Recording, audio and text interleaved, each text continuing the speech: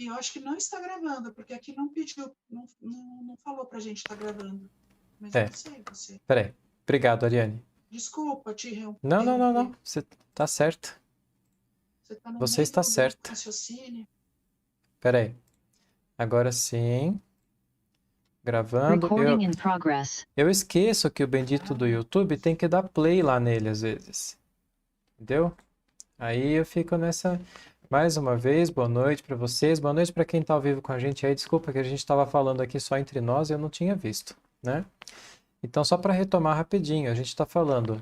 Iríamos terminar o último artigo da revista de 58, da revista Espírita, que é uma questão de prioridade, tá? E eu entendi que essa prioridade ela quer dizer o que veio primeiro, né? Talvez a tradução não tenha sido muito boa. Então, esse senhor Renard, correspondente do Kardec, mandou uma carta para ele. Eu vou resumir bastante, tá? Basicamente, ele está falando dos princípios do surgimento das manifestações espíritas, né? Lá nos Estados Unidos, inclusive antes das irmãs Fox, que ele cita aqui.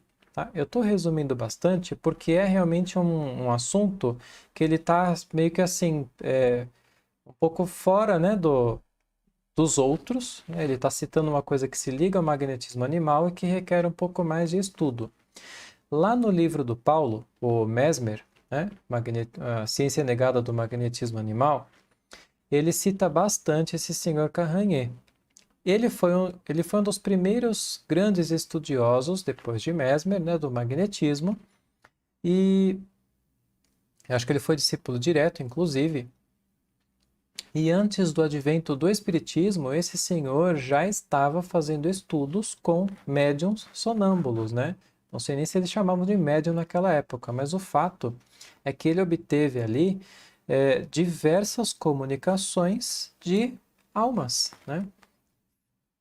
Que ele notava que eram personalidades que não eram a personalidade do sonâmbulo, né?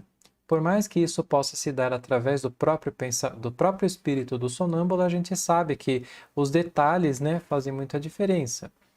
Enfim, então a gente remete lá para essa leitura que acho que é bastante interessante de fazer, né?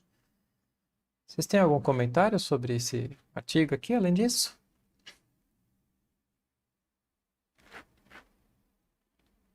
Não, eu não tenho. Eu, por enquanto, não, Paulo. Pode seguir. Tá, joia. Só ficar atento aqui. A gente vai, então, para a revista de 59. Tá? Deixa eu colocar ela aqui na tela. Só uma observação. Esse senhor que você falou que teve um monte de relatos, não é o Renard que escreveu a carta, mas é um tal de O Carranier. Carranet, né? É. Ok. Carranier. Interessante, Paulo, só assim para poder frisar, você perguntou, não respondi. É que esses fenômenos ocorreram em 1840, né? Muito antes do advento do Espiritismo, que é 1857. Né? Sim, sim, foi bastante tempo antes. Então a gente vê, né, que o Espiritismo, ele foi realmente um desenvolvimento de tudo o que estava acontecendo ali, né? Espiritualismo racional, magnetismo, né? Tudo mais. Ah, tá. Nossa, faz tanto tempo que a gente não vê tanta coisa nesses dias que eu não estava mais conseguindo lembrar como é que eu fazia a apresentação. Agora que eu lembrei. Apresentação. Ixi, ele não está mostrando na tela? Só um momentinho. Ah, tá.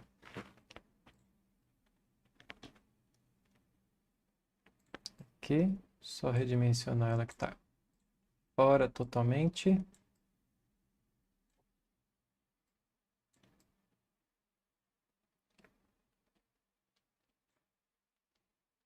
Detalhes técnicos. Pronto. Então, primeiro artigo lá da Revista Espírita de 59, tá? Só destacando, né, para todo mundo que normalmente a gente faz um estudo prévio, inclusive tem muita gente que está por aí que tem intenção de vir participar conosco depois, né? Então, como é que a gente faz? A intenção é colocar um estudo prévio, fazer um estudo prévio dos artigos, para que a gente possa gerar uma apresentação, por assim dizer, onde a gente vai fazendo os nossos apontamentos, né? Isso é muito enriquecedor na Revista Espírita, porque ela é muito grande e construtiva. Então, se a gente vai simplesmente fazendo leitura corrida, pelo que a gente percebeu, fica muito estafante, né, e muito repetitivo, né? Desta vez, por falha minha de organização, eu não consegui fazer toda essa apresentação direitinho aqui.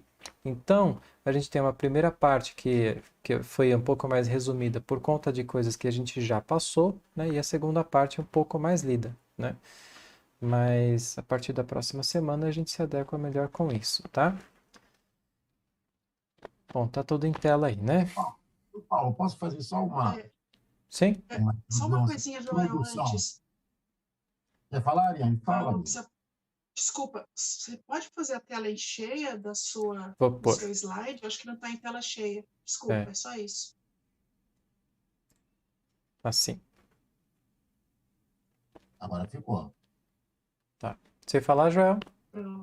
Não, o que eu acho interessante, Paulo, é que nós terminamos, né, com o último artigo que foi lido, o ano de 1858. A Ariane que tinha os cálculos, né? Nós gastamos bastante tempo, né, Ariane, para terminar tudo, e agora estamos tendo a satisfação de entrar no primeiro artigo do ano de 1859. Isso é um marco para nós, né? Eu não acompanhei vocês o tempo todo, mas boa parte do ano de 1858 eu estive junto e é muito satisfatório, né? A gente está chegando aqui, tem muitos anos ainda da Revista Espírita à frente, mas conseguiu chegar. Sim. A gente gastou um ano nesse primeiro ano, né? Uhum. Sim. A gente Então, começou até na o ano primeira de semana de 64, não é isso? Oi? A última revista espírita foi editada em 1864, não é isso? Abril de 1864. Foi um mês depois que Kardec morreu, mas ele já tinha deixado pronto. Eu tinha deixado pronto, então a gente vai ter muitos anos à frente. A primeira live da gente foi na primeira semana de setembro do ano passado. Aí, como andamos, né? Pois é. E cada vez mais interessante, né? Cada vez mais interessante. Bom, gente, vamos lá então, né? O príncipe, a sua alteza, o príncipe G. A gente fez de tudo. A Ariane foi atrás para tentar achar quem era o bendito do G, mas a gente não conseguiu. Não dá para ter certeza, né? Quem que era. Então, eu ia perguntar se alguém achou. Não deu. Então, vamos ficar com o príncipe G mesmo, né? Nesse artigo, Kardec está respondendo uma série de questões endereçadas a ele pelo príncipe, cuja identidade a gente não pode determinar. É quase um apanhado geral sobre os princípios estudados no ano anterior, né, de 58. E Kardec, claro, né, colocou no lugar certinho, que é para refrescar a memória de todo mundo. Reforçados também, todos esses conceitos, por aqueles já expostos no Livro dos Espíritos, né? Lembrando que nessa época, nessa data, ainda tinha a primeira edição do Livro dos Espíritos, que é aquela com 500 e poucas questões, né? A segunda edição, com 1012, 1011, né? Vai ser lançada em 1860 só no ano que vem. Kardec inicia o artigo destacando os princípios fundamentais sobre os espíritos e suas relações conosco, através de médiuns ou não, além de destacar o fato de que não podemos simplesmente acreditar nos espíritos que se apresentem, né, como sempre. Então ele faz um apanhado realmente geral ali, né, falando quem são os espíritos, como eles se comunicam conosco, o que são os médiuns, como os médiuns precisam se portar, a moralidade e tudo mais, né? Em seguida, ele começa a apresentar alguns conceitos importantes sobre a interação dos bons espíritos conosco, né? É preciso considerar que temos no mundo dos espíritos amigos que por nós se interessam, mais sinceros e mais devotados do que aqueles que assim se consideram aqui na Terra e que não têm nenhum interesse em nos adular ou enganar. Além do nosso espírito protetor, parentes ou pessoas que nos foram afeiçoadas, ou espíritos que nos querem bem, por simpatia. Esses, quando chamados, vêm de boa vontade e até mesmo sem serem chamados. Muitas vezes os temos ao nosso lado sem suspeitarmos. É a eles que podemos pedir conselhos diretamente através dos médiuns e que nos dão até mesmo espontaneamente. Kardec, né, sempre... É aquela questão da distância, né, que a gente está. Kardec sempre incitou, né, essa questão de manter contato com os bons espíritos, um contato sadio, né, que não fosse para curiosidade, para querer ser guiado, né, que seria também uma heteronomia danada, mas um contato sadio, né, para aprendizado. Vocês me interrompam quando quiserem, tá? Fazem-no sobretudo na intimidade, no silêncio e quando não perturbados por qualquer influência estranha. São, aliás, muito prudentes, e nenhuma indiscrição devemos temer de sua parte. Calam-se quando há ouvidos demais. Fazem-no ainda mais espontaneamente quando em comunicação frequente conosco. Como dizem apenas coisas adequadas e oportunas, devemos esperar sua boa vontade e nunca imaginar que apressadamente venham satisfazer todos os nossos pedidos. Querem assim provar que não se acham às nossas ordens. A natureza das respostas depende muito da maneira de fazer as perguntas. Muito interessante isso, né? É necessário aprender a conversar com os espíritos, assim como aprendemos a conversar com os homens. Em tudo é preciso experiência. Por outro lado, o hábito faz que os espíritos se identifiquem conosco e com o médium, que os fluidos se combinem e as comunicações sejam mais fáceis.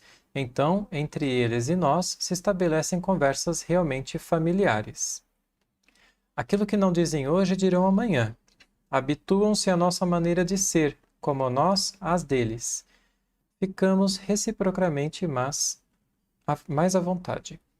Quanto à interferência de maus espíritos e de espíritos enganadores, o que constitui o grande obstáculo, a experiência nos ensina a combatê-los e podemos sempre evitá-los.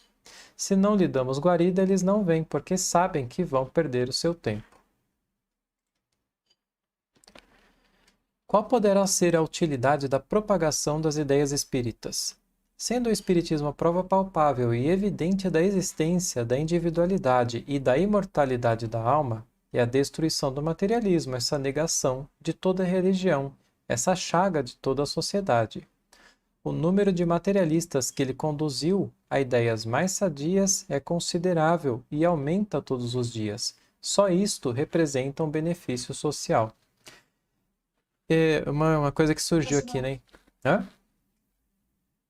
Não, pode falar. Eu vou fazer uma observação, mas é do parágrafo anterior. Mas pode falar. Tá. Não, só ia falar. É muito interessante a ideia que surgiu aqui, porque assim, né? A gente já entendeu, pelos estudos hoje, que o materialismo é tão heterônomo quanto as religiões, né, que pregam o castigo, a queda pelo pecado, né? E tudo mais. E é muito interessante, porque a essência da doutrina espírita, ela é autônoma. Então, naquela época, quando Kardec demonstrava a doutrina espírita com a racionalidade e a lógica que ela tem, essa simplicidade, né, que ela tem de ser autônoma, moral, ela realmente conquistava, né? Hoje, nós vivemos numa sociedade que continua tendo as religiões heterônomas, continua tendo o materialismo heterônomo, só que o movimento espírita também se tornou em praticamente todo heterônomo, né? Então veja por que o espiritismo não tem conquistado mais as pessoas como conquistava antes. Nossa, como conquistava antes. Bom, diga, Ariane. Paulo, Oi, Alberto. esse é um assunto meio profundo, né? Hum. Eu acho que não foi isso que parou de atrair pessoas para o espiritismo, até porque eu acho que todo dia cresce o número de pessoas, de adeptos ou de pessoas interessadas, né? Mas o que eu acho que freia, desacelera, é a questão do fantástico, sabe? É o fenômeno. Pode ver que grandes médios, tipo Chico Xavier, Divaldo Franco, né? Esses daí começaram a ficar mais raros, né? E no seu lugar, um monte de pequenos estão surgindo. Só que com isso acabou-se o fantástico, né? A ideia de coisas fantásticas, de coisas impossíveis, mas que estão acontecendo. Eu acho que isso freia muito mais que tudo, né? Porque as pessoas que antes eram atraídas pelos grandes médiums, agora não tem mais, né? Mas, enfim, não tem muito a ver com a tua explicação, né? É só para complementar. Boa noite, Satiro. Boa noite, desculpe o atraso aí, não teve jeito. Tranquilo. Vocês já fizeram o primeiro artigo, já estão no segundo, do Príncipe. Isso. Tá. A gente estava falando aqui agora, né, sobre a questão de como o Espiritismo naquela época conquistava, por ser uma ideia autônoma, né, e eu falei, interessante como hoje o movimento espírita não conquista os, por exemplo, não traz mais os materialistas para o espiritismo, porque hoje o movimento espírita também é heterônomo, né? Então ele perdeu essa essência, né? Além de um monte de outras coisas. Boa noite, Satiro. Quanto tempo que a gente não se Boa vê? noite, Joel. Bom, O Roberto tá escondido, né? Estou escondido. Ele não penteou o cabelo hoje. Pois é. Aí Não fiz a barba. Ariane, você ia falar então? a Ariane ia falar. Esqueci. Não era de outra coisa, deixa pra lá. Era um próximo parágrafo, não era, Ariane, que você falou? Já lembrei. No slide anterior, se você puder voltar, às 4, é rapidinho. Eu vou falar. Aqui no fim, ó, é tão simples, né? Quanto a interferência de maus espíritos e espíritos enganadores, se não lhe damos guarita, eles não vêm porque sabem que vão perder seu tempo. Eles não vêm mais. Tô tentando achar onde é que tá. O finzinho, Paulo, né? Tão simples. Sim. O texto aqui está um pouquinho assim, diferente, falou tá, de um Satiro? jeito bem simples. Sim. Né? Sim. Desculpa que eu passei aqui. Eu queria colocar, Paulo. A Ariane concluiu, Ariane? Concluir, só queria dizer que é uma coisa tão simples e a gente faz um carnaval por causa disso. Como é que a gente afasta o espírito enganador? Aí, se não damos guarita, eles não vêm. Sim. Porque sabem que vão perder seu tempo. É tão simples. Isso aí. Diga, Jó. Não, é o seguinte. Eu, por exemplo, vou contar um pouquinho da minha infância, mas não quero ser demorado.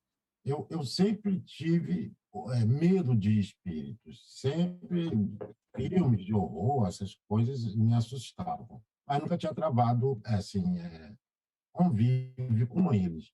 O que o espiritismo que você leu nesses parágrafos anteriores traduziu para mim foi assim a certeza de que os espíritos são pessoas. Eu passei a admitir os espíritos como pessoas que simplesmente estão sem corpo.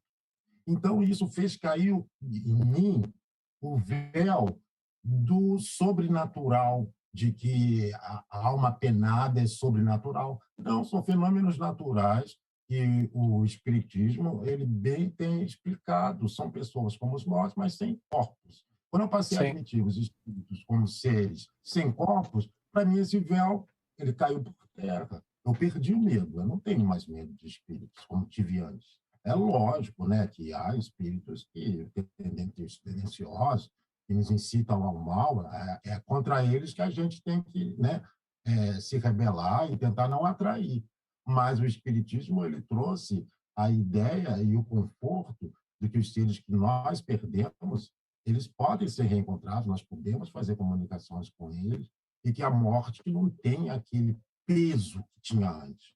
Nós estamos encarnados para passar por uma fase transitória, né? Sim, Logo vai acabar e nós vamos para a nossa pátria, que é, por essência, a pátria espiritual.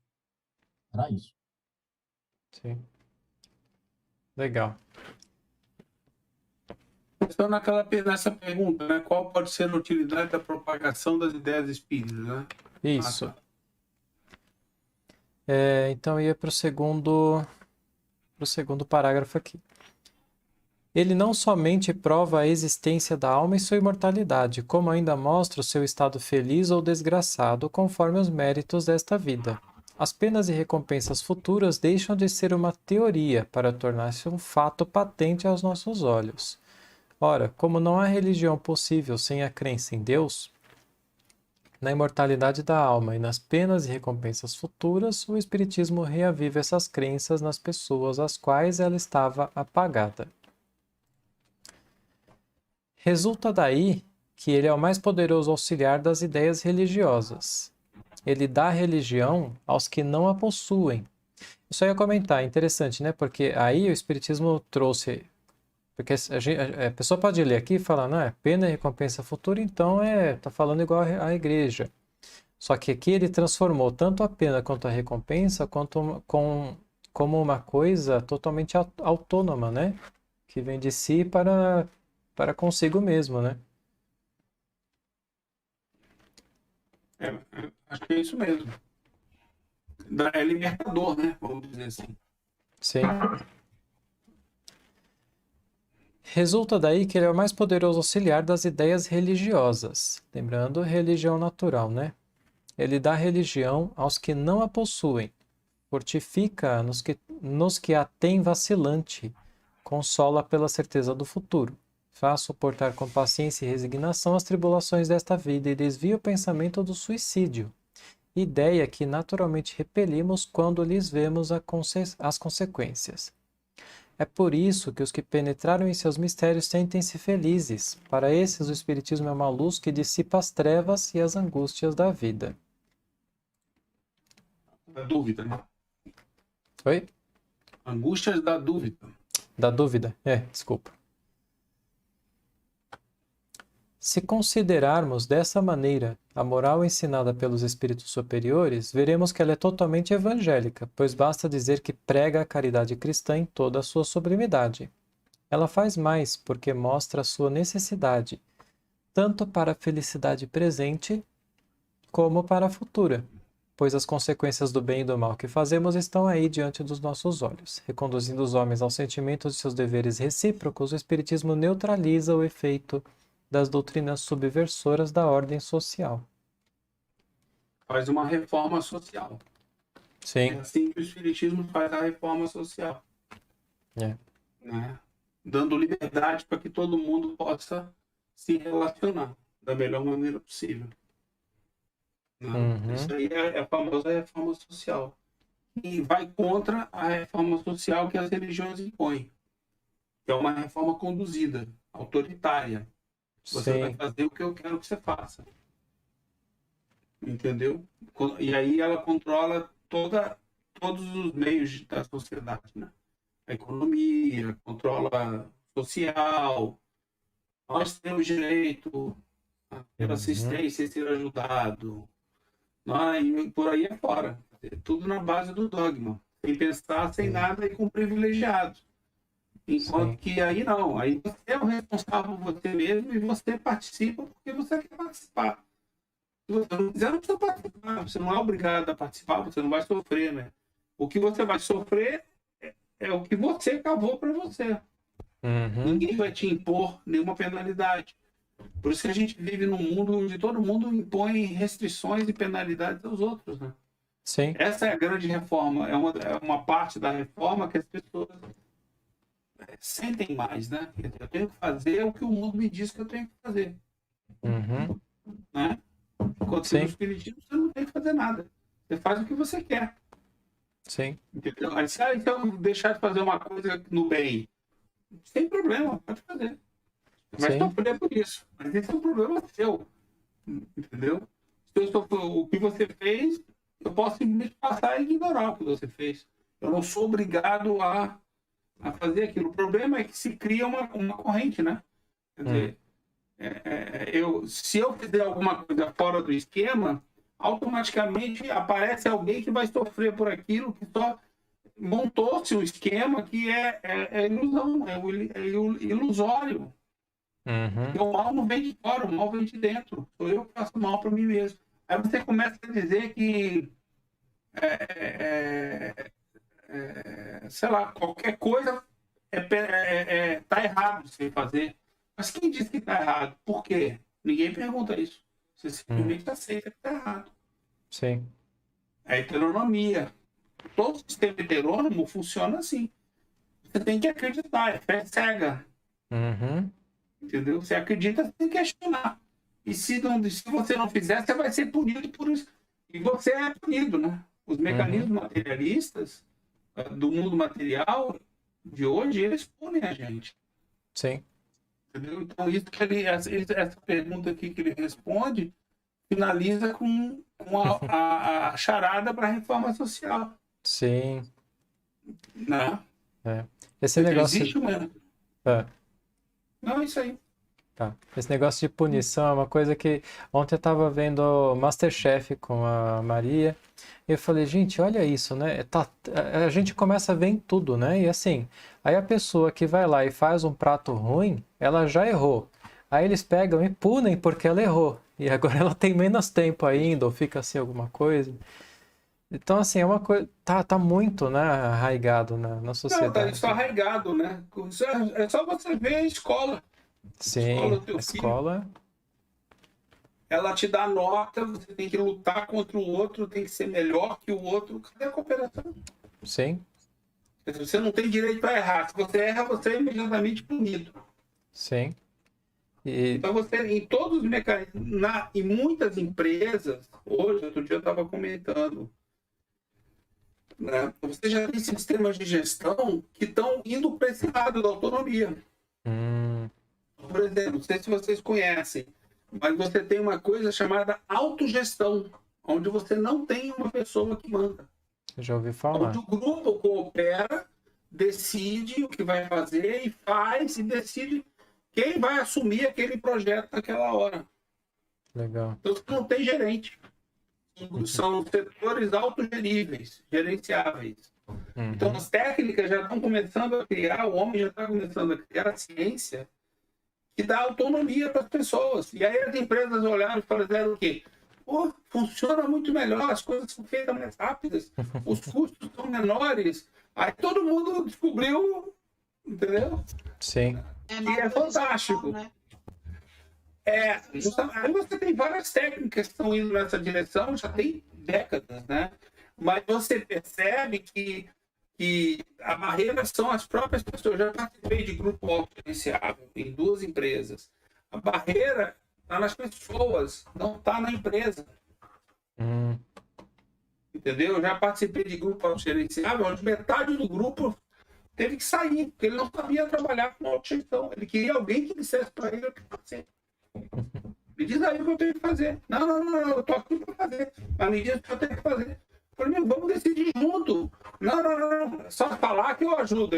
Se o cara participava, ele participava mudo. Ele entrava calado e saía mudo. Porque você vê a cultura que a gente vive. Sim. Entendeu? E você tem medo de errar. Mas se eu errar, se eu disser uma coisa errada, é só olhar para os nossos estudos. Tem gente que não abre a boca porque tem medo de errar.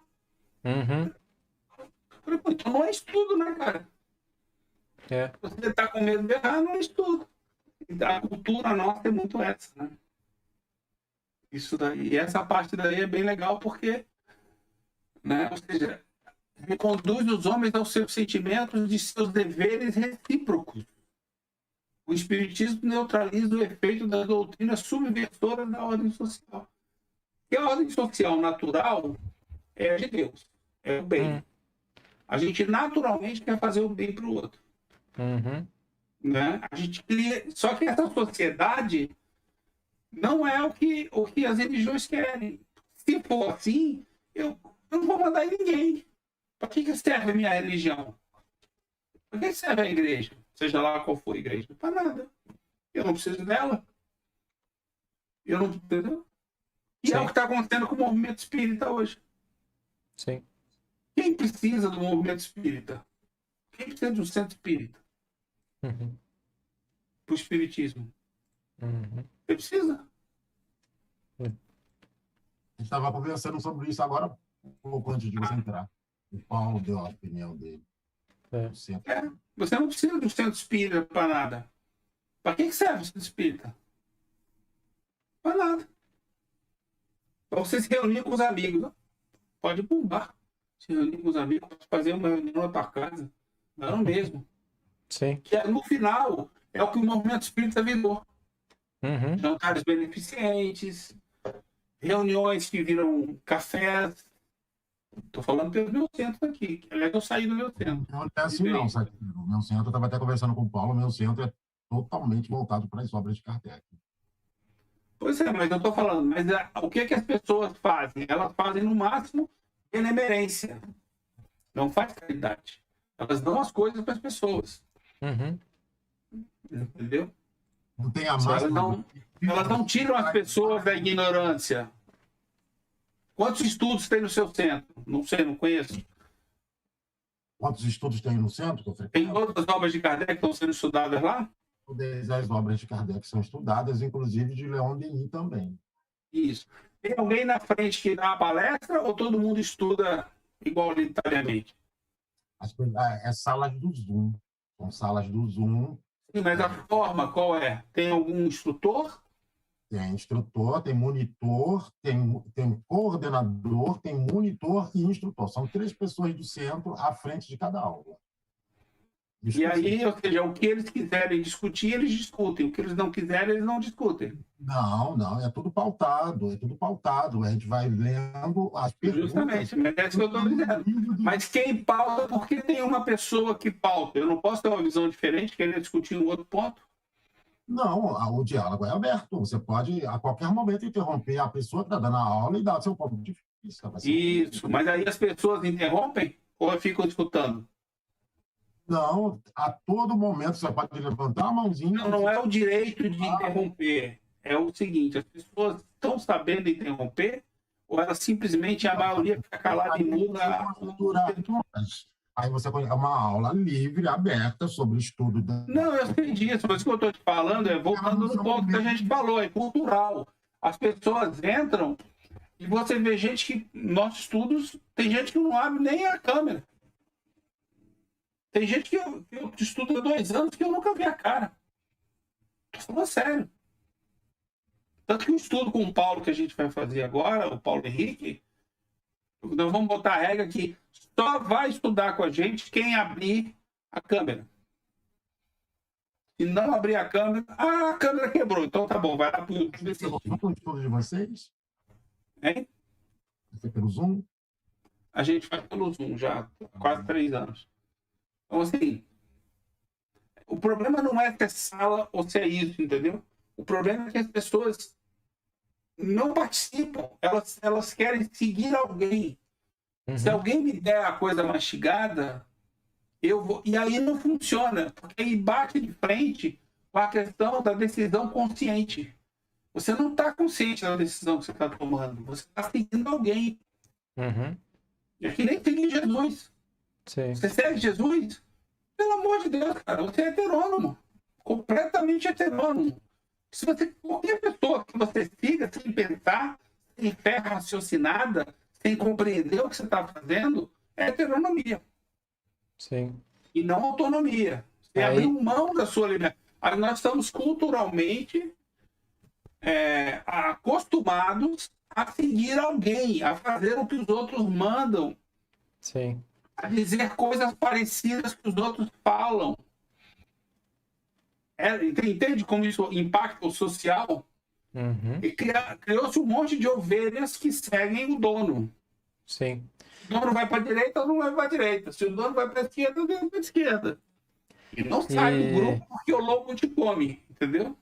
E aí a gente cai naquilo que a gente estava falando ontem no outro estudo lá do Revolução, né? Que a heteronomia é meio que assim, é cômoda, né? Ah, eu só sigo, eu só ouço e beleza.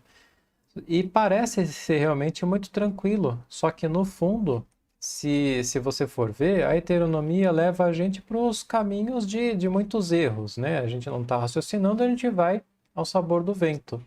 E é justamente isso aqui que a gente está lendo mais uma vez, né? A moral da doutrina espírita ela é autônoma, e quando ela nos mostra essa autonomia, parece que dá muito trabalho, né? Você fala, meu Deus, mas agora eu vou ter que assumir tudo, eu vou ter que assumir meus pensamentos, minhas atitudes, minha vontade, mas isso que parece ser tão trabalhoso é muito mais gratificante do que você ser levado para tanto sofrimento que leva essa heteronomia, né? É o livre-arbítrio, né, Paulo? Oi? É o livre-arbítrio, né? De seguir o que você achar conveniente. Justamente. Sim. Não é errado você fazer isso, nem certo. Não diz certo e errado. Só que a evolução moral não vai vir seguindo os outros. Sim. Vai vir normalmente um sofrimento. Você acaba tomando decisão pelos outros. O mais inconsciente que você esteja, você fez uma escolha. Às vezes você sabia que não devia estar fazendo aquilo, que aquilo não leva a lugar nenhum. Uhum. Você faz porque todo mundo faz. É um condicionamento social, por exemplo. Sim. E tem uma coisa positiva no questionamento, que é assim, vamos dizer, eu tenho uma dúvida e pode ser a mesma dúvida do Paulo. Uhum. Aí eu pergunto e o Paulo fala, aí todo mundo se ajuda para responder. Então, Justamente. é vantajoso. Não, e às vezes uma resposta de um atende a 3, atende a 2, 3 pessoas. Exato. E a partir dali vai desenvolvendo um novo raciocínio a respeito da mesma coisa, porque nessa época do Kardec ele estava na era da razão, né? E hoje até hoje, mas lá estava florescendo. Então eles queriam a razão das coisas, né? Então, quando a gente procura a razão das coisas, a gente parece que fica meio subversivo à ordem normal, né? A ordem corrente. Então, o problema é esse. As pessoas acham que é subversivo, mas não é. É para você discutir, conversar. Mas é subversivo, porque a ordem social hoje ela é heterônoma. Então, qualquer ideia que seja livre expressão, em qualquer lugar que você for, na empresa, na escola, na sociedade, nos ritos, não só nas igrejas.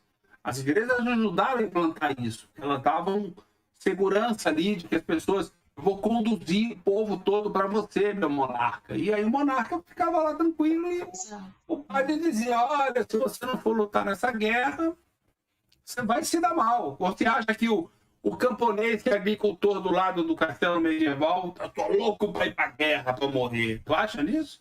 Não. Não. Ele tinha que fazer o papel dele. Então era o monarca de um lado mandando e a igreja mandando do outro. Exato. E você não tem direito a pensar. É fé. Não, obedece. Se você questionar, você vai para o inferno. Começa aí, não, obedece. Se você não quiser fazer, eu te boto na guilhotina, entendeu? Eu te mato. Aí você não vai subverter os outros, as suas ideias loucas aí. Entendeu? Todo mundo está aqui tranquilo, você entra aqui para bagunçar. Só que quando isso começa a ser quebrado, as ideias são subversivas mesmo. Uma vez, no ano passado, um amigo meu me questionou, mas tu faz uma bagunça no movimento espírita. Eu falei, mas isso é mesmo, porque o movimento espírita, ele não é espírita. Ele é um movimento voltado para conformar as pessoas, para deixar as pessoas fazendo aquelas coisinhas, como se elas fossem ser salvas, porque elas dão sopa, porque dão roupa. É legal fazer isso, não sou contra. Mas isso não salva ninguém. Dar roupa, ajudar a grávida, ajudar velhinho, ter lá um asilo, isso não salva ninguém. Você vai salvar pelo seu conhecimento, desenvolvimento das suas faculdades, da sua razão, da sua vontade. Aí você já não tem por quê? Já não tem vontade própria. Você não quer ter vontade própria. Como é que você faz? Entendeu? Esses questionamentos são pesados mesmo. Eles não são leves, eles são pesados. São muito pesados para o pessoal do centro espírita. Como é que você... Olha, tá bom, vamos falar então como é que eu me melhoro. No movimento espírita não é salvação, né? É reforma íntima. Como é que você faz a sua reforma íntima? Eu dou sopa. Eu dou... Todo mês nós temos cestas. Aí você pergunta para... Pode até perguntar. Vem cá, mas se você trouxe quantas cestas? Aí tinha 30 pessoas no meu centro. 350 cestas meu amigo conseguiu com uma empresa de ônibus aqui de Floripa. Aí o outro conseguiu mais 20 na empresa do estado. O outro conseguiu mais 10 não sei aonde. Acabou. Então, 3 pessoas conseguiam quase 400 cestas e 30 pessoas distribuíam. Nem para conseguir a cesta o pessoal se move. Sim. Então, assim, aí você começa a pensar, né? Começa a ver, cara. Né? Aí você pergunta, não fala nada, só pergunta. Como é que isso ajuda a pessoa a fazer a sua reforma íntima? Porque a reforma íntima é conhecimento, né? Aí o pessoal começou lá a se tocar e começou a estudar mais. Mas aí os problemas começam a aparecer. Por mais que não fosse as obras autênticas, basta estudar o livro dos Espíritos com seriedade, começa a perceber que tem coisas que você está fazendo que está indo contra o livro dos Espíritos. E vai mesmo. Sim. Aí o pessoal mais velho que nunca tinha estudado a fundo o livro dos Espíritos, isso foi 10 anos atrás, eles começaram a ter ideias próprias. E aí isso conflitava com aquilo que eles acreditavam no Espiritismo. O que Kardec falava, conflitava. Teve gente que caiu fora do grupo de médios, de tudo, porque ele não aceitava aquelas ideias. Kardec. Óbvio, porque a pessoa está conformada naquele caminho dela. Há que se respeitar o caminho de cada um e não obrigar. Sim. Não adianta nada a gente obrigar as pessoas a virem para o nosso caminho, entendeu? A gente vai estar sendo heterônomo. Sim. Vem quem quer, quando quiser, da maneira que quiser. Mas você não vai deixar de dizer as coisas, entendeu? Falar o que você tem para falar, estudar o que você tem para estudar, porque nós não somos donos da verdade, estamos estudando juntos, meramente porque eu penso assim. E já tem muita gente pensando assim, né? Sim. Porque você, não, fulano pode ficar chateado. Você está no estudo para estudar e não para deixar o outro mais chateado ou menos chateado. Não estou aqui para chatear ninguém, nem para elogiar ninguém. Estamos nos ajudando, somos todos estudantes. Cooperando, né? E aí, esse contexto é o contexto da nossa sociedade. Quer dizer, esquece, amigos, não vai se fazer em 1, 2 ou 10 anos. É uma reforma das ideias que todo mundo já está fazendo, cada um do seu jeito. Tem uma música no fundo aí? Deixa eu fechar. Tá. Era uma música áudio aqui, o cara ligou o carro ali em frente. Tá. Não, é que eu estranho. De repente o YouTube corta o áudio aqui, porque dá direitos autorais, né? Isso também, né? Não, então, o que eu tenho pensado muito é o seguinte, é que a gente fica sem saída, entendeu? Por quê? Sim. Porque é justamente essa como é que é? Essa reforma social. Se você for espírita, você vai partir para a reforma social. E eu não quero. Como é que você vai fazer? Você vai baixar a cabeça e ver o que está sendo feito de errado, deixar o irmão sem dar um toque nele? Não. Você percebeu isso? Não, eu percebi, mas eu não gosto. É o direito, mas eu tenho que falar pro cara, entendeu? Uma vez, pelo menos. Chega pra ele, cara, você percebeu que não é bem assim? Que é mais ou menos por aqui? Percebi, mas não quero. Isso é um direito. Sai fora, toca a tua vida, entendeu? Toca a tua vida. Porque, assim, porque também se você cai nessa de vamos criar seguidores, entendeu? Isso não dá certo. Sim. Cuidado, que você vai ter seguidor com fé cega. O cara não sabe porque tá te seguindo. Né? É isso aí. E aí, para fechar com chave de ouro, aí tentam colocar tudo isso aqui de autonomia e vincular com política, né? Que é Não, totalmente... aí, né, ultimamente Aí mas você com política é mais. no barco de uma vez. Com política é mais fácil, porque você vê nitidamente o cara falando de política. Pior é quando está embutido na instituição que você trabalha, no Sim. colégio que teu filho estuda. Uhum. Eles querem colocar, sabe, a forma com que eles fazem é essa. É o professor que diz assim, eu sou professor e tenho que ser obedecido. O que eu digo é a verdade absoluta. Quer dizer, Sim. o filho não está lá para pensar. Uhum. Que é o intuito da escola, que a gente imagina, né? Ele está lá para aprender com o professor. Sim. Isso sempre teve. Isso sempre teve, entendeu? Uhum. Quer dizer... Vamos lá, então. Essas crenças não poderiam representar um perigo para a razão? As ciências todas não forneceram seu contingente para os asilos de alienados? Por isto devem ser condenadas? Não estão largamente representadas entre elas as crenças religiosas? Seria justo, por isso, proscrever a religião? Conhecemos o número de loucos produzidos pelo medo do diabo? Todas as grandes preocupações intelectuais conduzem à exaltação e podem reagir prejudicialmente sobre um cérebro fraco. Teríamos razão de ver um perigo especial no espiritismo se ele fosse a causa única, ou mesmo preponderante dos casos de loucura. Faça um grande barulho em torno de 2 ou 3 casos que, noutras circunstâncias, teriam passado despercebidos. E, além disso, não se levam em conta as causas predisponentes anteriores. Eu poderia citar outros casos em que as ideias espíritas bem compreendidas sustaram o desenvolvimento da loucura. Afastaram, né? Em resumo, o Espiritismo não oferece, a tal respeito, mais perigo do que as 1001 causas que a produzem diariamente. Direi mais, ele as oferece em número muito menor, pois traz em si o corretivo e pela direção que dá às ideias, pela calma que proporciona ao espírito dos que o compreendem, pode neutralizar o efeito das causas estranhas. Uma dessas causas é o desespero. Ora, o Espiritismo, fazendo-nos encarar as coisas mais desagradáveis com sangue frio e resignação, dá-nos a força de suportá-las com coragem e resignação e atenua os funestos efeitos do desespero. As crenças espíritas não são a consagração das ideias supersticiosas da Antiguidade e da Idade Média e não irão aboná-las? As pessoas sem religião não taxam de superstição a maior parte das crenças religiosas? Uma ideia só é supersticiosa pelo fato de ser falsa, deixa de ser quando se torna uma verdade.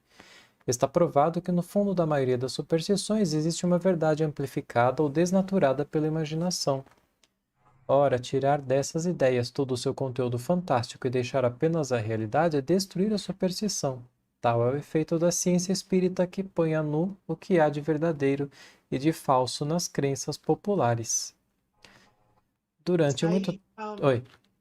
deixa eu só interromper um minutinho. Entra de encontro com aquilo que o Joel falou, que na vida dele, quando ele viu que aquilo tudo era os espíritos, quando ele começou a entender, ele já não teve...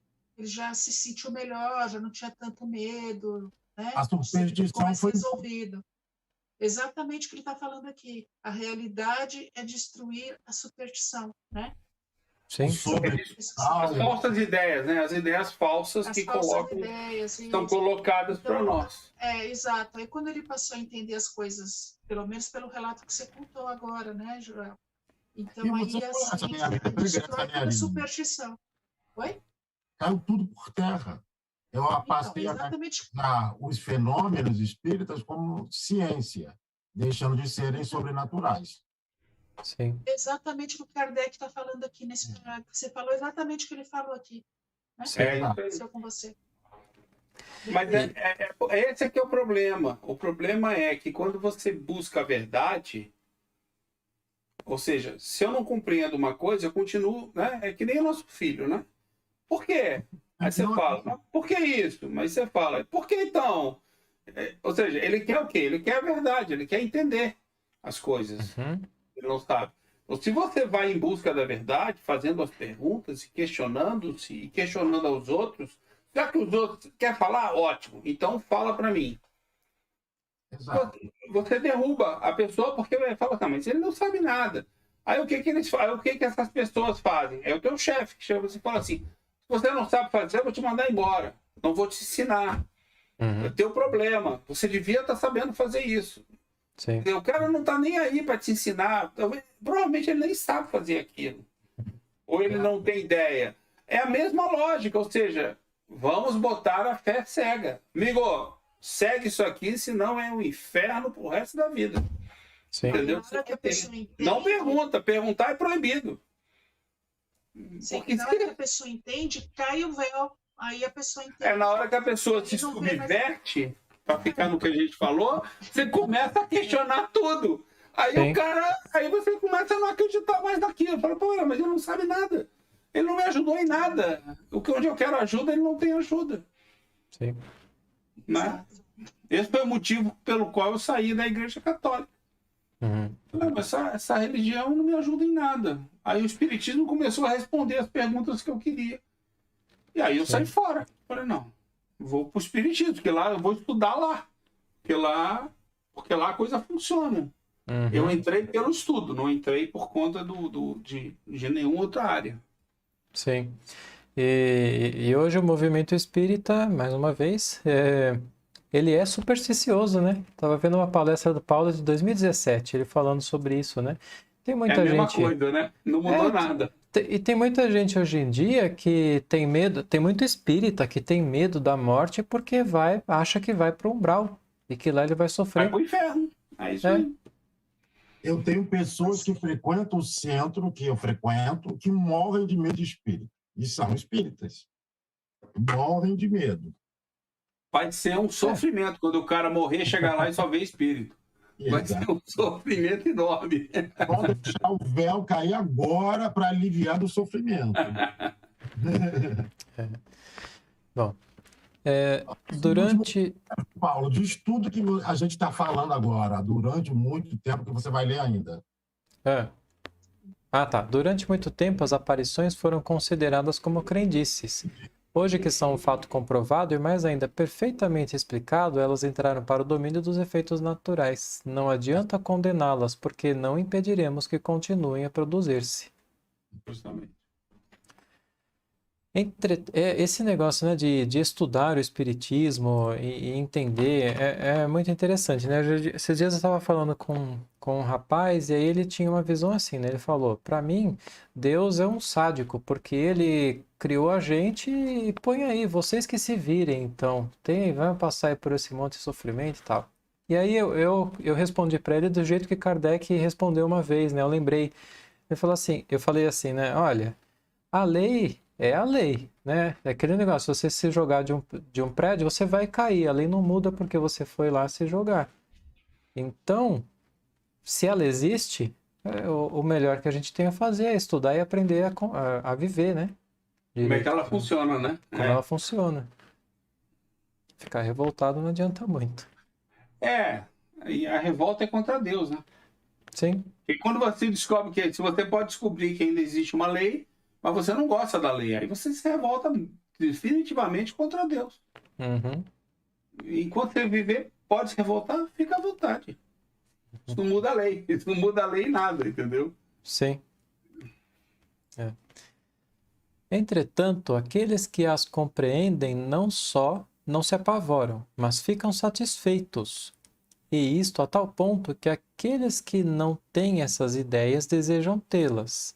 Deixando o campo livre à imaginação, os fenômenos incompreendidos são a fonte de uma porção de ideias acessórias e absurdas que degeneram em superstições. Mostre-se a realidade, explique-se a causa e a imaginação se detém no limite do possível. O maravilhoso, o absurdo e o impossível desaparecem, e com eles a superstição. Tais são, entre outras, as práticas cabalísticas, a virtude dos signos das palavras mágicas, as fórmulas sacramentais, os amuletos, os dias nefastos, as horas diabólicas e tantas outras cujo ridículo o Espiritismo bem compreende e demonstra.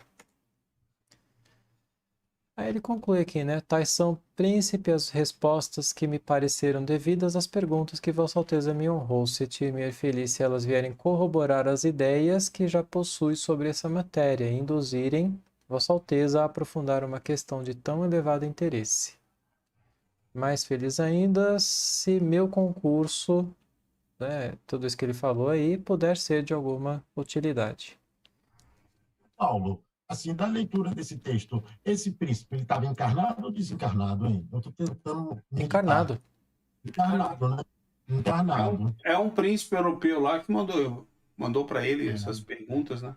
É. E ele respondeu. Paulo, se me permite, eu só queria falar, você não pôs uma parte que esse texto é bem comprido.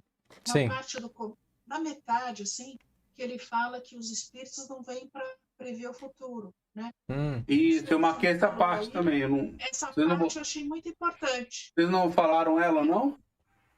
Não, vamos lá. Mas eu Olha, é a primeira pergunta. A primeira pergunta. Podem os espíritos revelar o futuro? Não sei se a gente falou ou não, mas eu não lembro da gente ter falado. Olha, mas eu achei muito importante porque muita gente procura os espíritos para saber o que vai acontecer na sua vida, quantos filhos vai ter, se vai casar com o cara, se vai... Essa é uma parte bem interessante. Até porque... Não sei se você pôs, Paulo. Desculpa. Não. Quer que eu projete aqui? Só essa parte que eu achei muito boa. Eu acho que eu consigo liberar. É a primeira pergunta que ele faz. Podem os espíritos revelar o futuro? Eu marquei ela também. Peraí. Oi, tá vendo? Não, eu vou pôr aqui que acho que vai zoar meu compartilhamento aqui, tá? Só um minutinho. Eu vou abrir daqui mesmo que tá mais fácil. O futuro. É rapidinho isso aqui. Acho que depende do grau de elevação, Ariane, do espírito e também se é permitido a ele revelar para o encarnado o futuro. Aqui. Aí, ó. Sim, mas eu achei interessante ele falar isso para o príncipe também, porque muita gente chama, nessa época, não devia ser isso, para ver se eles faziam previsões de coisas que aconteceram. Tem uns pontos interessantes aí ligados à ciência. Tá, vamos lá. Curtinho. Os espíritos perfeitos gostam. Sim. De brincar com o futuro. Sim. Os espíritos podem revelar o futuro? Os espíritos só conhecem o futuro proporcionalmente à sua elevação. Os inferiores nem o seu próprio futuro conhecem, e muito menos ainda o dos outros. Os espíritos superiores o conhecem, mas nem sempre lhes é permitido revelá-los.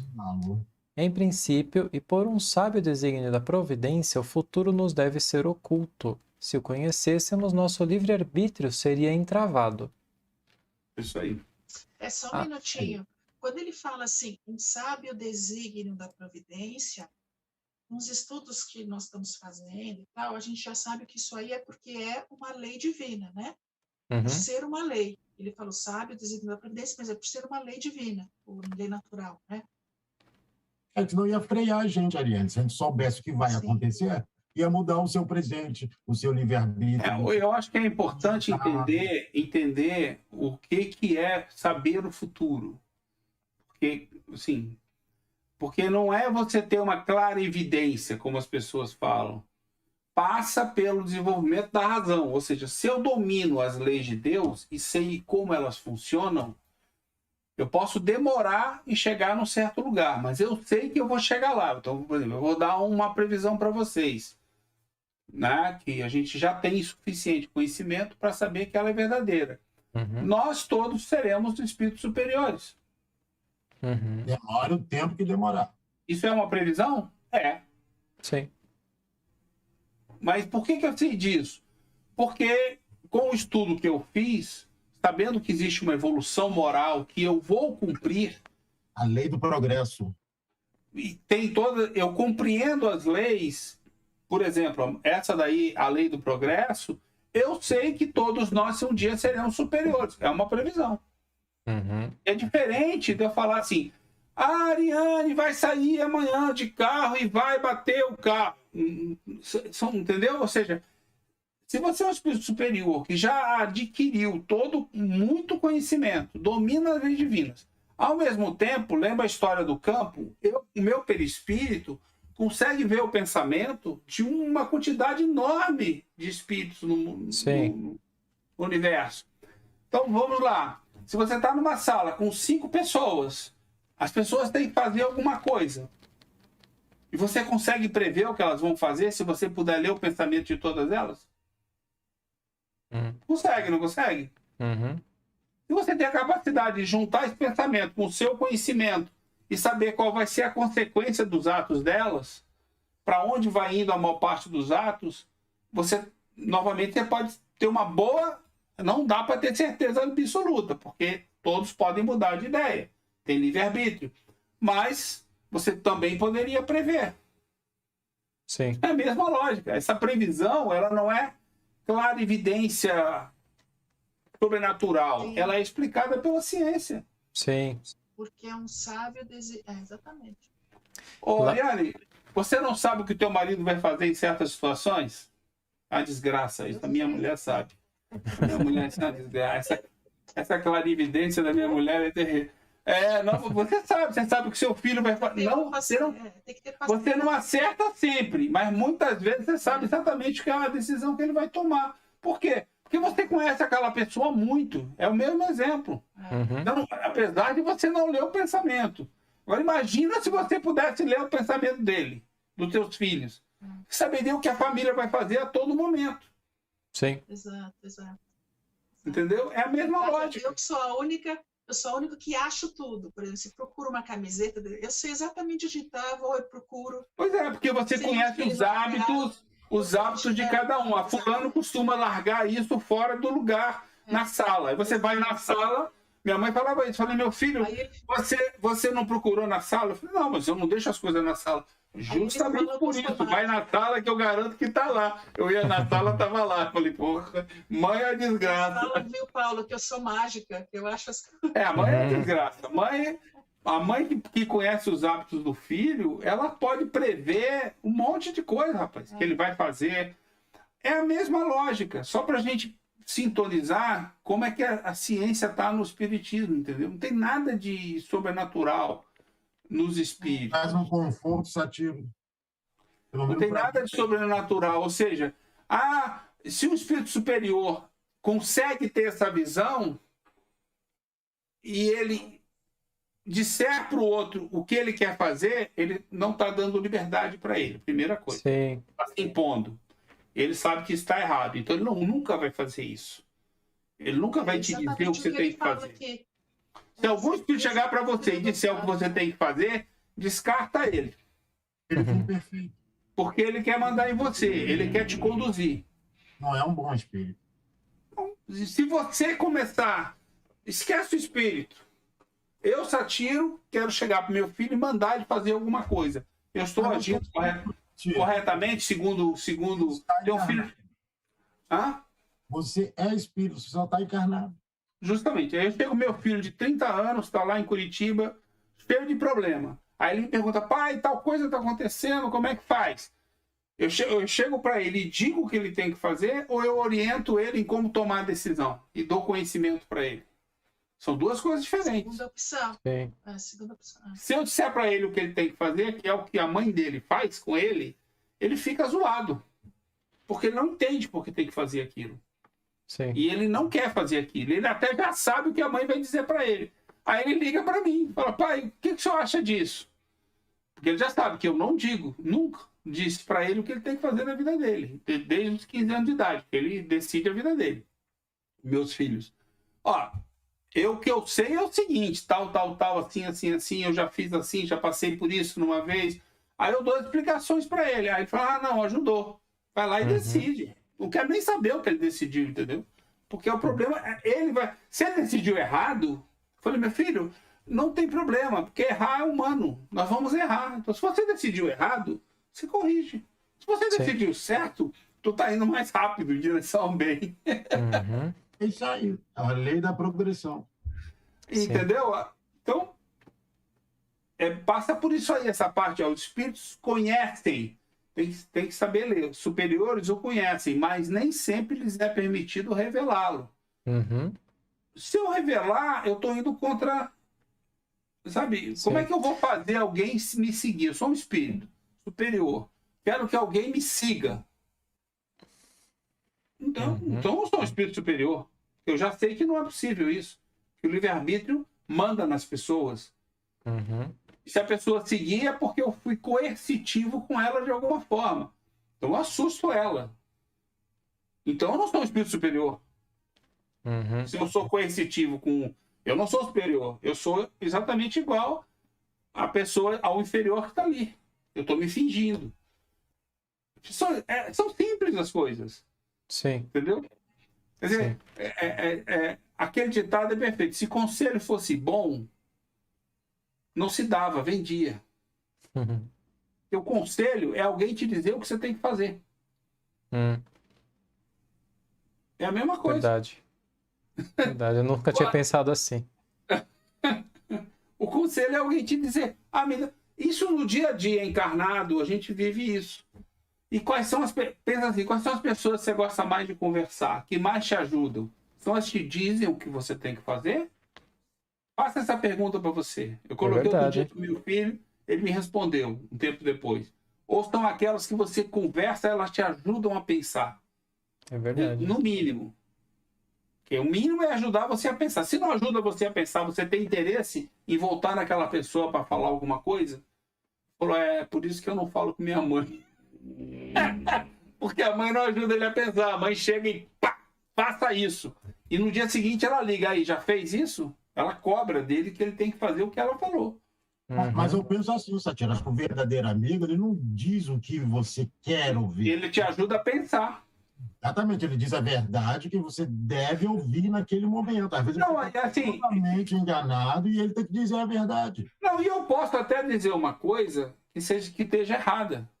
Eu posso dizer, mas eu não estou impondo para que ele faça aquela coisa. Ele vai fazer pelo livre-arbítrio dele. Ninguém consegue, entendeu? Ou seja, eu posso ser obrigado por alguém a fazer uma certa coisa minha vida inteira. Mas isso não quer dizer que eu concorde com aquilo. Deu para entender? A minha consciência não está naquela... Se eu pudesse, eu não faria aquilo. Mas eu sou coercitivamente colocado para fazer aquilo. Então, mas eu dentro de mim... Então, aí, como é que está a minha evolução? Eu sei o que eu tenho que fazer de certo. Só que não deixam que eu faça isso. Não me dão condições. Não me permitem que eu faça. Eu vivo numa situação de uma certa escravidão, de alguma coisa, de alguma empresa, de algum lugar. Então eu não posso fazer o que eu acho que é o certo. O dia que eu fizer, a sociedade me manda embora, né? Não é assim? Sim. Ele me tira. Você não pode agir dessa maneira. É a mesma lógica, trazendo para o dia a dia da gente, entendeu? Então, e o espírito é a mesma coisa, não tem nada, como o Joel está lembrando o tempo todo. São pessoas como nós. Entendeu? Nós corremos e permanecemos iguais como espírito. Exatamente. A gente continua no mesmo caminho de evolução, com os mesmos, cometendo os erros. Se tiver imperfeição, com alguma imperfeição. Se estiver errando, aprendendo. Aqui e no mundo espiritual. Não só aqui. Cópias fiéis do que somos aqui. Ninguém morre. Não é cópia fiel, porque assim, o nosso espírito, a nossa personalidade é limitada. Nós somos personalidades. Então o Satiro não é o espírito dele. É menos que o espírito dele. O Satiro sabe menos, evoluiu menos, até porque eu esqueci muita coisa. Eu fui obrigado a esquecer aquilo que a gente falou. Então, se eu lembrar de tudo para exercer minha plena consciência, minha plena inteligência, eu vou lembrar de tudo. Então, eu penso assim. Então, eu sou uma personalidade. O Satiro é uma personalidade. Quando eu chego no mundo espiritual, aí eu recupero todo esse conhecimento e vou me reavaliar e vou continuar aprendendo lá, até que eu volte para cá e siga novamente uma pessoa. Quando eu durmo, eu recupero, né? Não. Mas há uns casos que a pessoa não lembra tudo, não. Nós vimos uma revista passada, não me lembro mais. Eu, o Paulo e a Ariane e o Alberto. Que as pessoas lembravam de algumas reencarnações passadas, não todas. Acho que tem um véu também que tampa, conforme a conveniência, né, do plano reencarnatório da pessoa. Eu não li isso ainda não. O que eu sei é que o espírito é muito mais do que a personalidade. Eu acho que era aquele que foi para Júpiter. Isso Porque eu mesmo. não lembrava de todas. Não O lembrava. Sartose, é isso? É que existem situações de perturbação aonde você não lembra de Não. tudo. Não Não é. É que esse cara aí, né, olha, esse espírito, ele viveu aqui, É um aí cara. ele teve uma outra encarnação, que ele disse que morreu cedo, foi uma encarnação curta, e depois ele foi para Júpiter. Aí, eu acho que quando o Kardec fez como é que chama? A invocação, ele estava vivo, não era uma coisa, ele estava vivo lá no outro plano, em Júpiter, entendeu? Ele não era um espírito na reticidade. Não era isso, Paulo?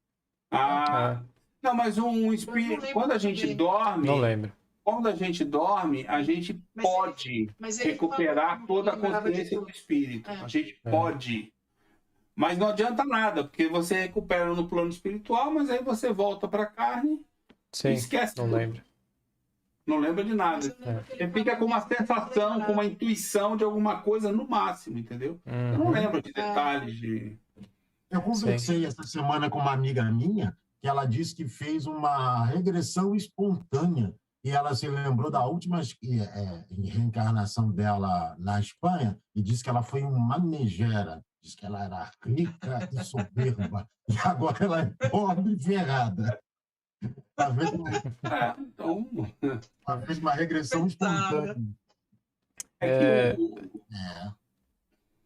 Eu acho que isso daí, as histórias, né, acho que são muito legais, mas assim, eu tenho para mim de que o que a gente fica para gente é a nossa evolução moral. E a nossa evolução moral não requer lembrar das histórias. Sim. Mas acontece, Satiro, da pessoa ter regressão espontânea. Não, acontece, eu sei disso, mas assim, não requer. Então, eu mesmo nunca faria uma regressão, porque eu não tenho o menor interesse em saber os meus erros do passado, porque com certeza eu tenho muito mais erro que acerto, né? Eu não tenho nenhum interesse em saber isso, eu tenho interesse em aprender agora, entendeu? Então, mas só que ela teve a regressão espontânea que foi permitido por alguma coisa que para ela vai ser útil, né? Não foi, ela não fez. Tudo que... Não, Joel, eu vou te dar uma dica, eu não sei da história, mas tem certos verbos que toda vez que você falar, você repensa. Ninguém permite nada. Você que se permite sempre. Não tem nada... Nem Deus... Como é que é, Ariane, que eu gosto de falar? Nem Deus manda em você. O esquecimento do passado é uma regra. Se ela teve, é porque alguém permitiu. Pelo menos eu penso assim. Não, mas não é. Ela não tem É porque ela não teve a capacidade de lembrar. É porque ela não teve a capacidade de lembrar. Porque ela está num nível, num estágio onde ela não consegue. Ela está encarnada, ela dormiu e veio tudo à mente. Não, o estágio, Joel, é o estágio evolutivo do espírito. Evolutivo moral. Moral, não? Nós no estágio de imperfeição, a gente não tem capacidade de lembrar e de usar tudo que a gente sabe. Quando a gente dorme e acorda. Então é possível que eu não lembre de tudo. Entendeu? É possível que eu lembre de muitas coisas, mas não de tudo. Coisas que eu já fui, conhecimentos que eu tenho e que nessa vida eu não quero desenvolver, porque eu escolho o que eu quero desenvolver. Aí eu trago essas competências para mim, eu dou foco nelas. Sim. Eu acho que na Gênese tem uma... Eu não lembro se é na Gênese, ou em algum lugar da Kardec que eu li. Falou assim, dá para você lembrar onde que você esteve há 10 dias atrás, ou 15 dias atrás, exatamente o caminho que você fez, tudo. É mais ou menos isso, você lembrar uma encarnação sua, de tantas encarnações que a gente teve. Entendeu? É como se fosse foi homem, foi mulher. Agora, tem uma pergunta aqui no chat, se vocês puderem responder. Ariane, só antes de falar, eu só ia complementar esse negócio aqui da previsão. Deixa eu só chegar aqui nessa ideia. Na Gênese, né, Kardec tem lá um capítulo que fala muito bem sobre a questão da previsão, né? Que ele chama de Sim, Oi? presciência. Presciência, né? Presciência. Que é uma coisa interessante, porque ele mostra, né, que os espíritos superiores não dão previsões exatas, né, desse tipo que o Sátiro falou, né? Ah, amanhã às 12 horas você vai acontecer tal coisa. Por quê? Ele desenvolve um raciocínio lógico até, né? Porque os espíritos superiores, eles estão há muito tempo afastados desse dia a dia nosso, que é para eles um horário. Eles não estão mais encarnados no nosso planeta, né? Então eles evitam, eles não dão esse tipo de previsão. É uma previsão assim, geral, né? Se eles sabem, né, do ponto de vista deles, por exemplo, que uma guerra está a ponto de estourar. E eles podem vir e falar, preparem-se porque virão tempos difíceis, né? Mas eles não vão falar, amanhã vai cair uma bomba na sua casa às 13 horas e, né? Não tem como isso. Até porque o tempo para eles, Paulo, também corre diferente do nosso tempo. A gente não sabe, essa né? é uma observação importante que você falou. Entendeu? Porque, assim, como eu já citei outras vezes, a ciência do homem já mostrou, por exemplo, que você não consegue voltar ao passado, mas você consegue ir para o futuro. Já tem até experimentos práticos feitos com átomos, onde o átomo viaja milésimos de segundo para o futuro. Ele some e reaparece. A física quântica estuda bem isso. Justamente. Então, assim, essa incerteza, essa volatilidade, mas ele some e reaparece no futuro. Né? Então, já existe, está comprovado de que você consegue viajar para o futuro. Isso daí, né?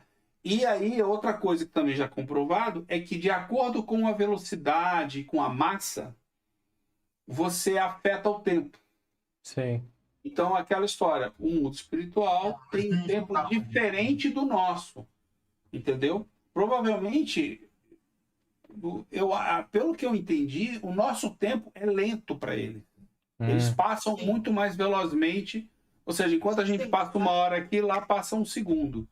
E eles conseguem, entendeu? Nós estamos em câmera lenta, o mundo espiritual. Por quê? Porque é justamente isso. Se você conseguir reduzir a matéria e aumentar a velocidade dela, isso a Einstein explica isso, né? E você aumentar a velocidade dela, a teoria da relatividade já explicou isso. Você consegue mudar o tempo. O tempo, a variável do tempo é modificada, entendeu? Para isso. Então, e aí você lembra que a velocidade do pensamento, né, pelo que os espíritos nos falaram, é muito maior que a velocidade da luz. Aí você já começa a ver. E o nosso espírito não tem matéria. Sim. Então a noção de tempo que se dá no pensamento, imagina qual é ela. Para alguém que pensa. Imagina você pensando 100 vezes mais rápido. Quantas coisas você vai fazer e descobrir e aprender 100 vezes mais rápido? Sim. Que você pensa hoje, entendeu? Mas a gente, inclusive nisso, eu falei, pô, engraçado. Então a gente é limitado pela matéria. Literalmente, nós somos limitados pela matéria até no tempo que nos passa. Quando eu estou no mundo espiritual, que é um outro tipo de matéria, quintessenciada, né? Vamos dizer assim, eu não tenho essa matéria daqui. Então as leis da física nossa não se aplicam lá. Ou se aplicam dentro da teoria da relatividade. Mudou o tempo. Então, enquanto ele está vivendo lá um dia, nós passamos aqui 10 anos.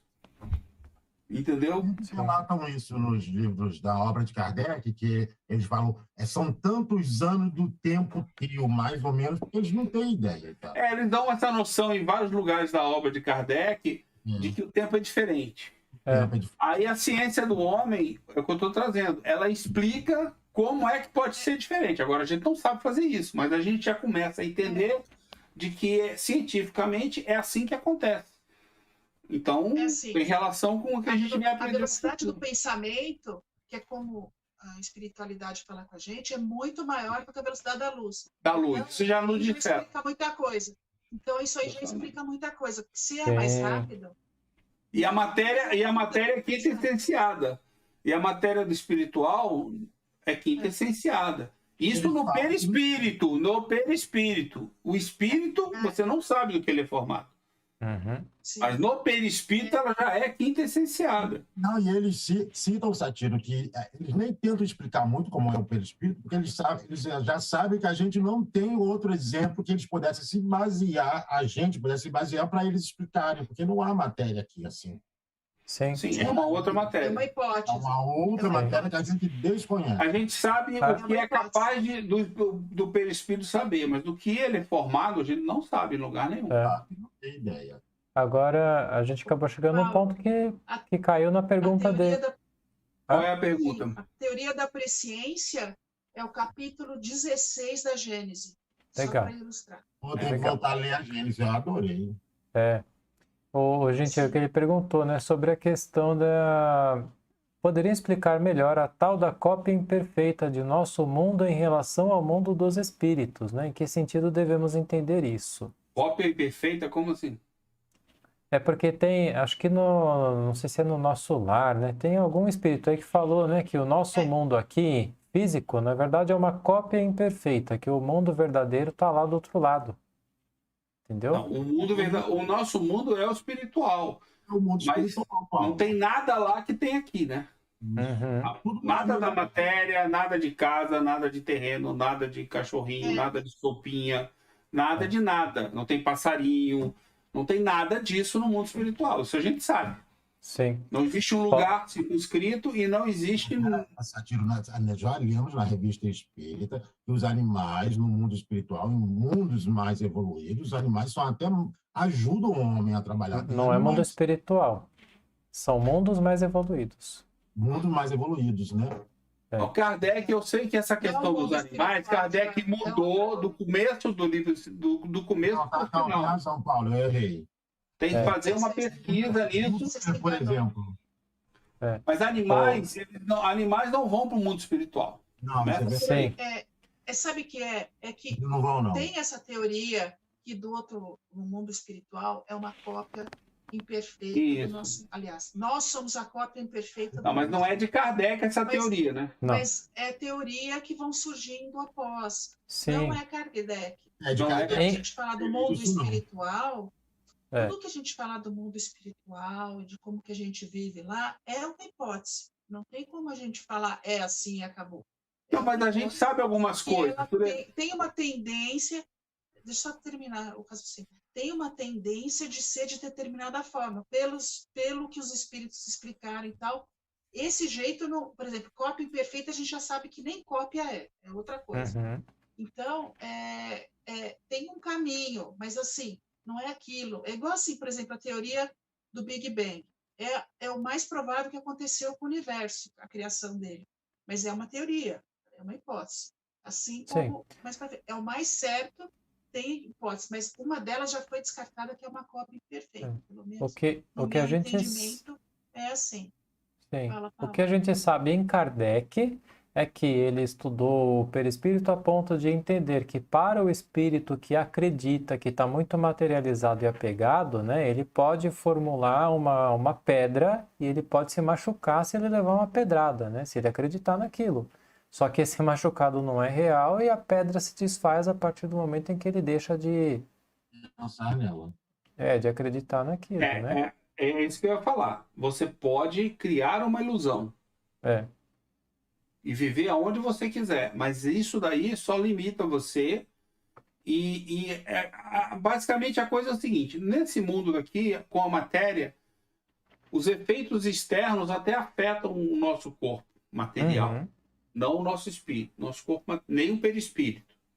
Então, para deixar isso bem claro. Tá? Eles até afetam. Mas no mundo espiritual, são as suas imperfeições que fazem você sofrer, ao ponto de você acreditar que é um sofrimento físico. Uhum. Então, lá sai de dentro de você, é o que você leva para lá que faz o teu sofrimento. E aí você começa a acreditar que você está sendo, sei lá, atropelado 5 mil vezes a todo momento por um carro. E você traz esse sentimento, essa dor, essa angústia de dentro de você. Sim. Entendeu? E aí você constrói essa ilusão. Sei lá, vamos chutar aí que você constrói uma ilusão que tem um carro que você atravessa a rua, o carro atropela. E você sente a dor, acorda, atravessa de novo, ele atropela de novo. Você fica pensando nisso. Existe uma coisa que Kardec diz, que é o seguinte: no mundo espiritual, a gente, vocês vão entender facilmente isso, a gente trabalha com foco. Lembra que a gente já falou sobre isso, Ariane, Paulo? A gente tem muito foco. Aqui, você não consegue ter o foco que tem no mundo espiritual. Por quê? Porque sua mulher abre a porta, você abre a janela, o som do carro atrapalha. Se você quiser, você consegue ficar vendo televisão e não pensar em nada, né? Mesmo dentro da nossa limitação. Ou seja, eu tenho muita perturbação no mundo material e não existe nenhuma delas. Não existe nenhuma delas no mundo espiritual. Então lá é você com seus pensamentos o tempo inteiro. Sabe aquela hora que você liga a televisão para esquecer um problema? Lá não tem televisão para ligar. Lá você vai ficar remoendo aquela dificuldade, aquele problema, aquele sofrimento, se você tiver uma imperfeição. Né? Como é que é? O sofrimento é inerente à imperfeição. Se você tem um sofrimento moral, você tem uma imperfeição que você criou. É sua culpa, é seu desejo continuar nela. Enquanto você não se melhorar e evoluir, você vai continuar sofrendo moralmente. E esse sofrimento moral pode estar ligado, quando você estava nas encarnações anteriores, está ligado a um sofrimento físico que você passava. Ou seja, você levou para lá essa dor física que não existe. Porque não tem corpo, você não tem nervo, você não tem olho, você não tem estômago. O perispírito não tem nada disso, que é uma outra ilusão, que teve gente que vendeu essa ideia. Não existe. Kardec diz claramente que isso não existe. Entendeu? Então tem que novamente esquecer. Então o nosso mundo espiritual, ele não tem nada a ver com aqui. Mas eu criei uma ilusão. Enquanto você viver essa ilusão, ela é sua. Mas tem meia dúzia de pessoas que estão comigo. Essa meia dúzia de pessoas vivem junto com você a mesma ilusão. Isso é possível. Sim. E, provavelmente é o que aconteceu com o André Luiz em nosso lar. Sim. E para quem vai para o umbral, entre aspas, que Kardec nunca falou em umbral, é a mesma coisa. É a mesma lógica. Então, temos que estudar mesmo Kardec para saber o que ele disse. E lembrando que o que ele disse foi baseado no estudo de milhares de espíritos em milhares de centros em todo canto do mundo, né? E não em dois. Embasado em ciência. Embasado em ciência. Embasado em ciência, e não no palpite de alguém. Embasado em ciência verificável. É por isso que eu estou trazendo esse conhecimento do tempo ligado a Einstein e tudo mais. Se você quer entender como é que se dá o tempo em diferentes mundos, e mesmo no plano espiritual, você vai ter que estudar Einstein. Você vai ter que estudar a teoria da relatividade física para você ter uma compreensão disso. Senão, você não vai ter uma compreensão de como as coisas se passam. Né? Isso aí. Bom, gente, então, 9 horas já, cravado. A gente deixa para a próxima semana, então, o assunto lá do... O tópico, Paulo, o próximo... Então, o próximo aqui vai ser o Adrien, médium vidente, e acho que a gente já pode deixar preparado, porque é provável que a gente entre no tópico seguinte, que agora eu esqueci qual que é. Deixa eu ver para aqui. você. Peraí, Paulo, tá a mão aqui. Mas o próximo Adrien, a gente vai Duende de falar... Baione. Oi? Duende de Baione. Tá, peraí, o que ele falou? A gente vai falar também dele do dezembro, né? Que o Adrien tem artigo de dezembro que a gente não falou. Sim, mas eu vou revisar lá até, mas parece que esse desse mês, ele resume bem o de dezembro, porque ele só está retomando. Então perfeito. Eu não lembro, eu já li esse do Adrien, mas eu não lembro. Tá, e eu li do Adrien. Esse seguinte aqui, esse seguinte, o Duende de Baione, é bem interessante. Vai pegar um pouco de perispírito de novo. Sim. Bem interessante. Eu preciso estudar. Eu já li, mas não estudei ainda. Próxima vez, Eu só li, não, Ariane. Só li. Então é isso, né? Gente, obrigada, boa noite. Boa noite para quem estava aí com a gente. Boa noite, até... Vocês têm um encontro quarta, né? Quarta-feira, Revolução Espírita, das 3 às 4 da tarde. Quem quiser chegar com a gente. Oi? Não, Paulo, que eu tenho que comprar esse livro. A Ariane vai postar no grupo, né, Ariane? Sim. Vou. Posto agora. Aí eu tenho que ler o livro, não adianta eu entrar e ficar voando, né? É só começar a ler o capítulo inicial com a gente, vai começar a ler um pouco antes, adianta um A pouquinho que a gente gente começou, não fez quase nada. não teve quase nada. Foi só introdução, apresentação, Sim, Estão nas partes iniciais. isso. as partes iniciais, a gente está bem no comecinho. Nós começamos a introdução agora. Olha, só vou poder comprar esse livro, acho que só terça ou quarta-feira mesmo. Não tem problema, você Não pode tem problema, vem participar. A gente Vem lê, participar. a gente Depois lê que tiver o livro, junto. a gente lê junto. Quando chegar o livro, aí você lê. Tranquilo.